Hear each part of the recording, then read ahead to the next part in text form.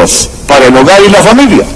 Por favor, no vaya a un sociólogo o a un antropólogo, quienes le van a creer que la familia tuvo su origen en un fango cenagoso primitivo y que la evolución en sí misma es un producto sociológico. No, la familia fue creada por Dios para satisfacer las más profundas espirituales, físicas, emocionales y sociológicas necesidades que todos nosotros tenemos. Le diré por qué la familia es tan importante. Un niño obtiene la idea de sí mismo de su familia. De paso, les contaré que tenemos una nueva bisnieta en nuestra familia. Su nombre es Brianna. Es muy linda, muy inteligente y tan profundamente espiritual. Brianna es una niña increíble. Bien, ella está creciendo y lo hace en una forma neutral. Por supuesto, ella tiene una naturaleza pecaminosa, pero ella no sabe quién es. Depende de sus padres, de sus abuelos, del hogar, del medio ambiente, de la gente que a su alrededor está, para que pueda tener un concepto de quién es y cuál es su valor. Un niño que crece, por ejemplo, si un niño crece en un hogar donde no hay límites de disciplina, entonces él pensará que él mismo es la ley.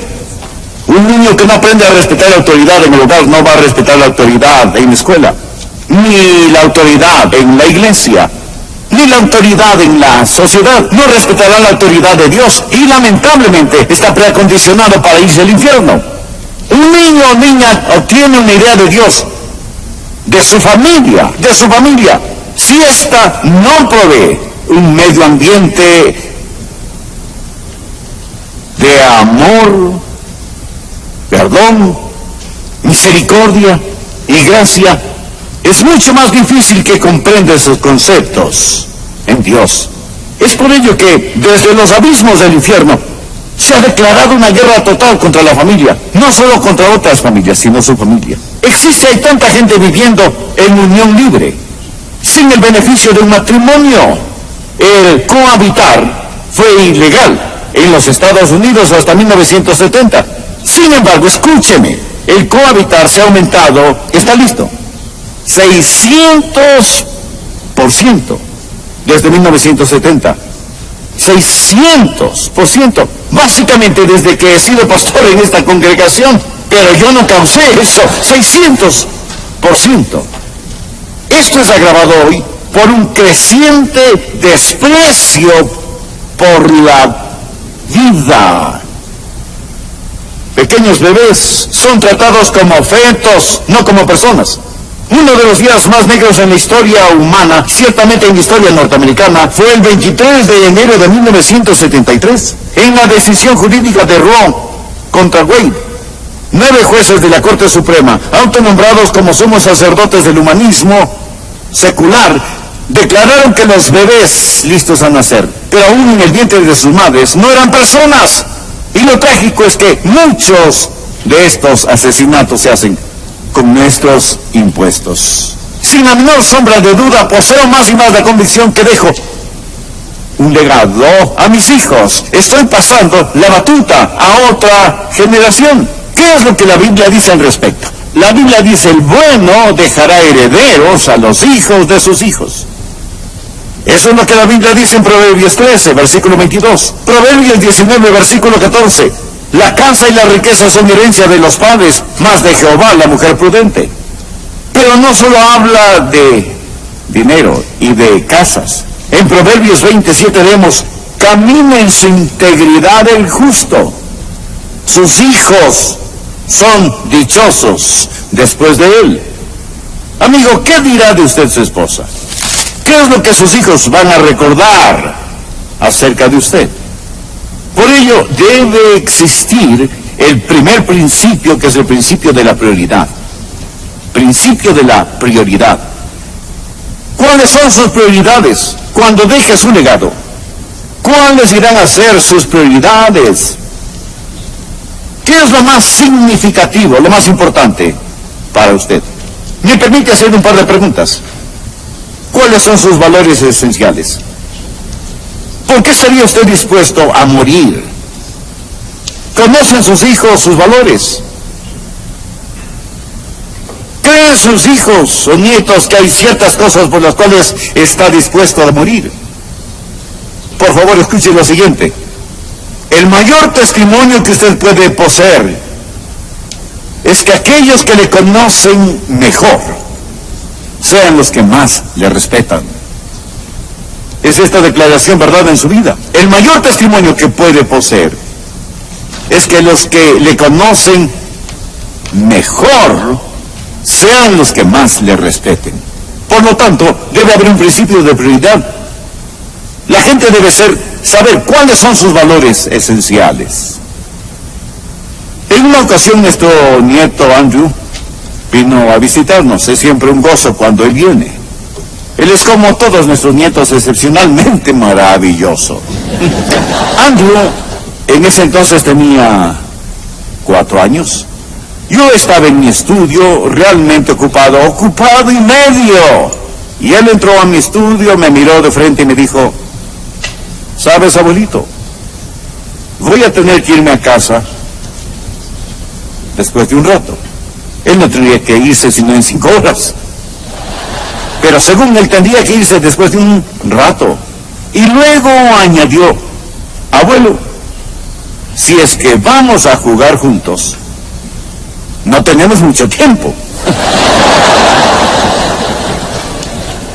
Miré a mi nieto, miré mi escritorio, dejé mi lápiz, dejé lo que estaba haciendo, salimos al jardín, jugamos y después vimos a ver Pinocho. Escúcheme, debe haber un principio de la prioridad.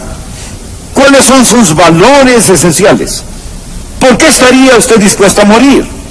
Ahora, enganchando a este principio de la prioridad, el segundo principio, es el principio del propósito.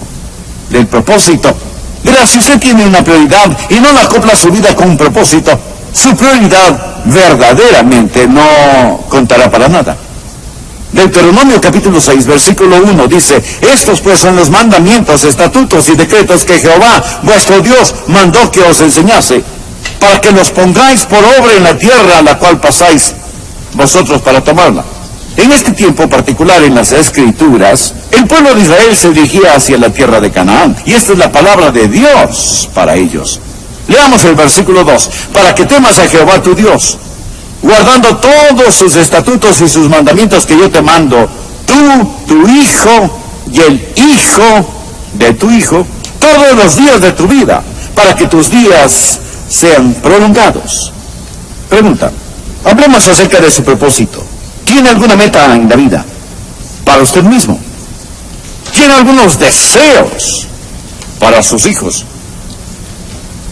¿Cuáles son los deseos que tiene para ellos? Usted dice: bueno, yo oro por mis hijos. Pero ¿por qué ora por sus hijos? ¿Ora por la salud de ellos? ¿Ora por el bienestar de ellos? ¿Ora para que ellos sean famosos y puedan tener una vida fácil? ¿Cuántos podrían orar y decir: Dios, qué bendición sería si llamaras a mi hijo al ministerio? Si llamaras a mi hijo o a mi hija al campo misionero. Algunos piensan que eso sería una pérdida colosal. Pero la Biblia dice que los hijos son como flechas en las manos del guerrero. ¿Cuál es su ambición para sus hijos? ¿Quién himna el apóstol Juan, quien dijo en 3 de Juan 1:4: no tengo yo mayor gozo que este, el oír que mis hijos andan en la verdad? Se lo he dicho al Señor muchas veces: no me interesa demasiado si mis hijos son ricos y exitosos, solo quiero que te conozcan y te amen. Mi esposa y yo tenemos metas para nosotros. Tenemos deseos para nuestros hijos. Nunca fije metas para sus hijos. Nunca. Nunca fije metas para otros. Porque usted no puede controlarlos. Se frustrará. Tiene metas para usted mismo y deseos para otras personas. Yo deseo hijos piadosos. Yo seré un padre piadoso. Puedo hacer eso. No tengo que depender de nadie más. Por la gracia de Dios puedo ser un padre piadoso. Tengo metas para mí mismo, tengo deseos para mis hijos.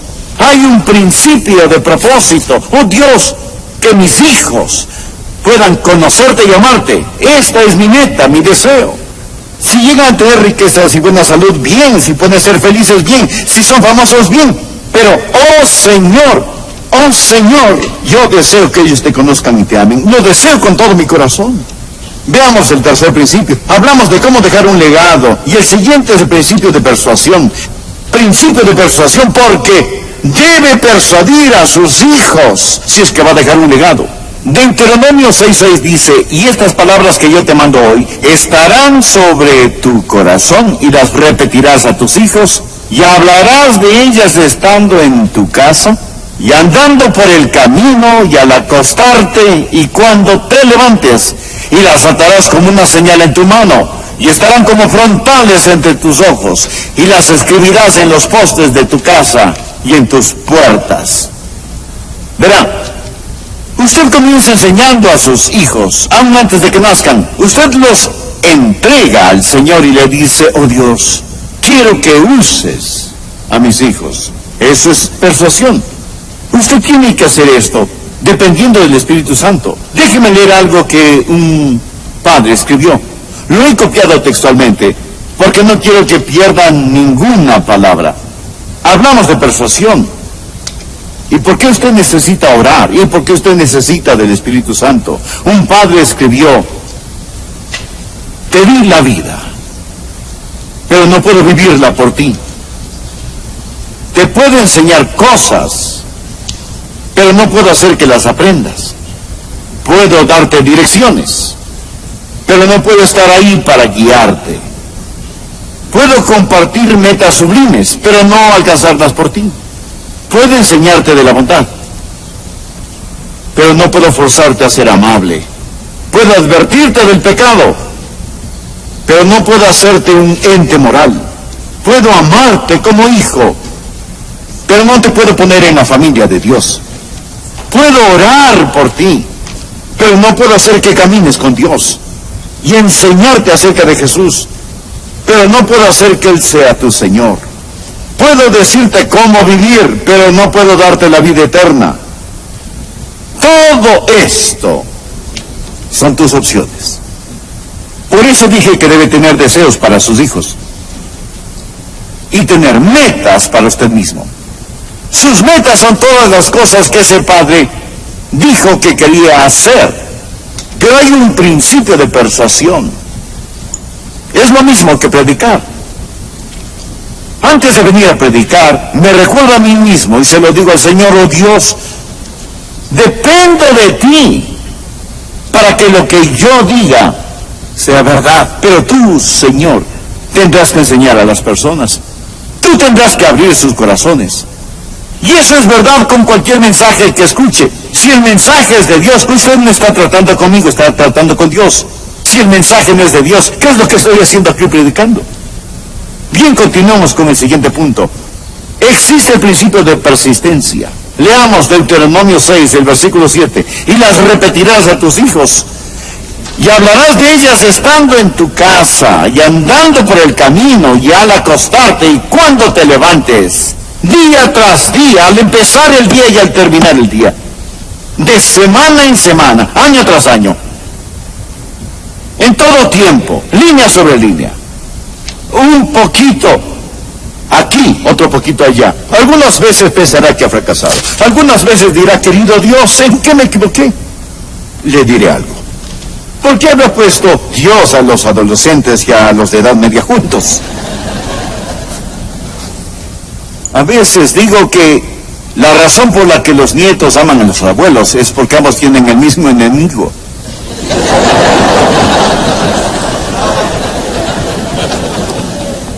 A veces pensará que ha fracasado. A veces dirá, oh Dios, ¿qué hice mal? Mas permítame decirle lo que un anciano me dijo. Adrián, alguna vez pensarás que has fracasado, pero permanece allí. Mantente siendo fiel y nunca te rindas. Tu Padre Celestial no te da por perdido y tú nunca debes abandonar a ese hijo tan especial. Y antes de que se nos acabe el tiempo, veamos el último punto. El último principio es el principio de la posesión. Ahora notemos en Deuteronomio capítulo 6, versículo 18. Desde el versículo 18. Y hazlo recto y bueno ante los ojos de Jehová, para que te vaya bien, y entres y poseas la buena tierra. Por favor, subraye la frase, poseas la buena tierra. Poseas la buena tierra que Jehová juró a tus padres, para que él arroje a tus enemigos de delante de ti, como Jehová ha dicho. Mañana, cuando te preguntare tu hijo diciendo, ¿qué significan los testimonios y estatutos y decretos que Jehová nuestro Dios os mandó? Entonces dirás a tu hijo, nosotros éramos siervos de Faraón en Egipto, y Jehová nos sacó de Egipto con mano poderosa.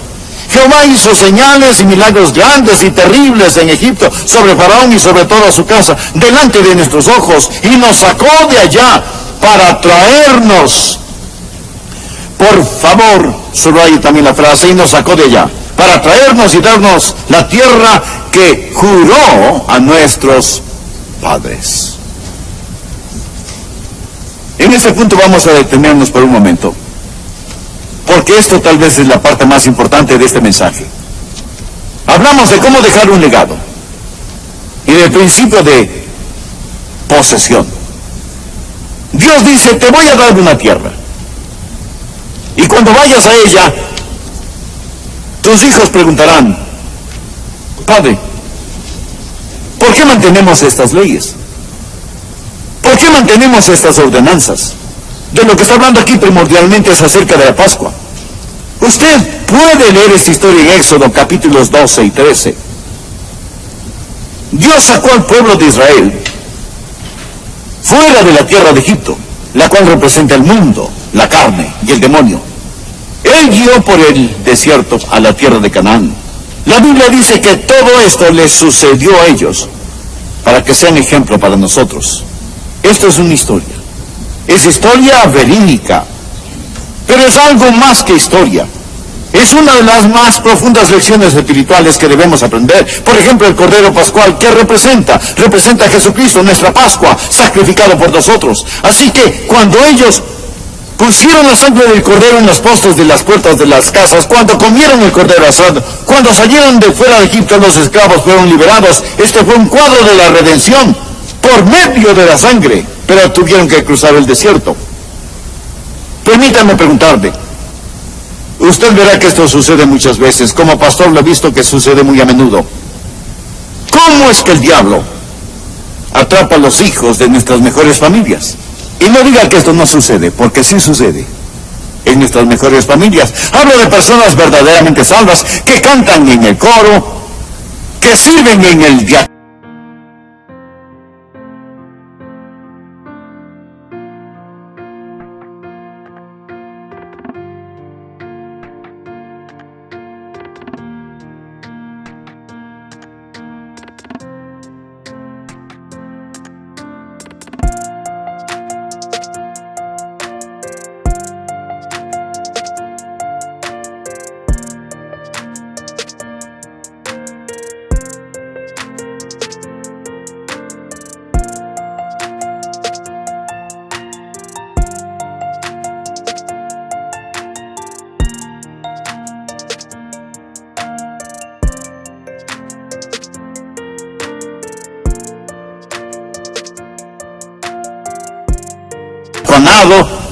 Que son maestros de la escuela dominical, que saben diezmar, que viven una buena vida moderada, que están disponibles cuando se les necesita. Sin embargo, el diablo atrapa a sus hijos. ¿Cómo es que el secuestrador atrapa a los hijos de las mejores familias de la iglesia? ¿Cómo sucede eso? Bueno, la clave está en este pasaje sobre el cual estamos hablando. Dios dice que hay un principio de posesión. Miremos otra vez, versículo 20. Mañana, cuando te preguntare tu hijo diciendo, ¿qué significa los testimonios y estatutos y decretos que Jehová nuestro Dios os mandó? Entonces dirás a tu hijo, nosotros éramos siervos de Faraón en Egipto, y Jehová nos sacó de Egipto con mano poderosa. Ahora, nota el versículo 23, y nos sacó de allá para traernos y darnos la tierra. Me permite decirle cuál es el problema con muchas familias. Nuestras familias han salido de Egipto, pero no han entrado en Canaán. Eso es, son salvas y van rumbo al cielo. Y si usted lee el capítulo 13 de Éxodo, verá que Dios prohibió al pueblo de Israel el celebrar la Pascua en el desierto. Ellos debían celebrar la Pascua en la tierra de Canaán. Dios los sacó, no para que permanecieran en el desierto, sino para traerlos a la tierra prometida. Sus hijos le ven a usted victorioso.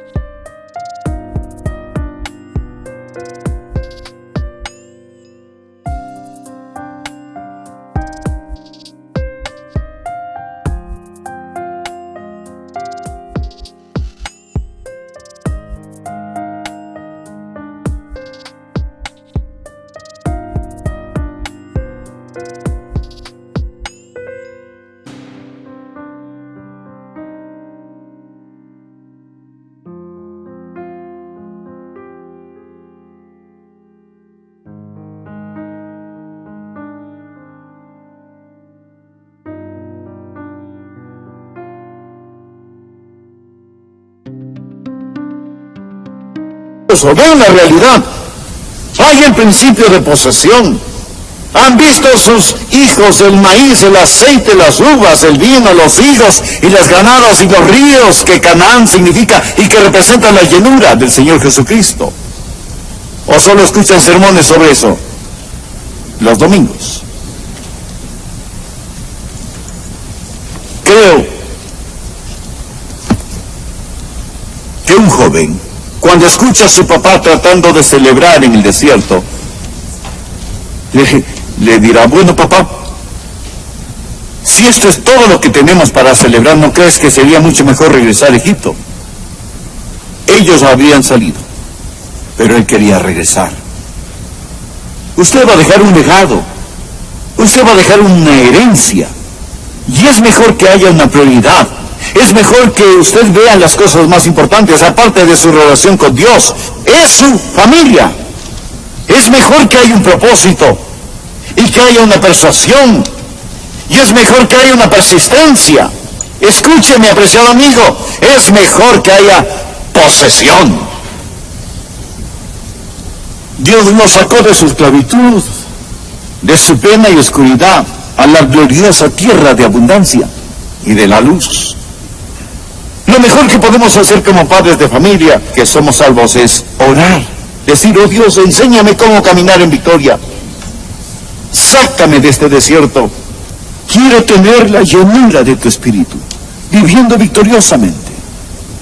Uno de estos días mis hijos estarán ante mi ataúd,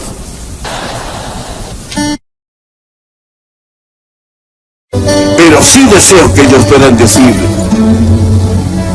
papá amaba a Dios y nos amaba a nosotros. Estamos dejando un legado. No, usted no puede tener un lugar cristiano, usted no puede dejar ningún legado si es que no conoce al Señor Jesucristo como su Señor y Salvador personal. Jesús murió para salvarle, resucitó para salvarle, vive para salvarle, quiere salvarle. Le prometo, basado en la autoridad de la palabra de Dios, que si usted se lo pide, le salvará. Eso significa que todos sus pecados serán perdonados, enterrados en la tumba del olvido de Dios, que Dios, por medio de su Santo Espíritu, vendrá a vivir en su corazón y le dará vida, paz, poder, propósito, como usted nunca ha conocido. También significa que, gracias a Dios, cuando usted muera, o cuando Él venga de nuevo, le llevará a su hogar, el cielo, para que esté con Él. El cielo es real. Estamos en la tierra en un instante. La eternidad es para siempre. ¿Conoce usted a Jesús? Le gustaría conocerle. La Biblia dice: porque todo aquel que invocare el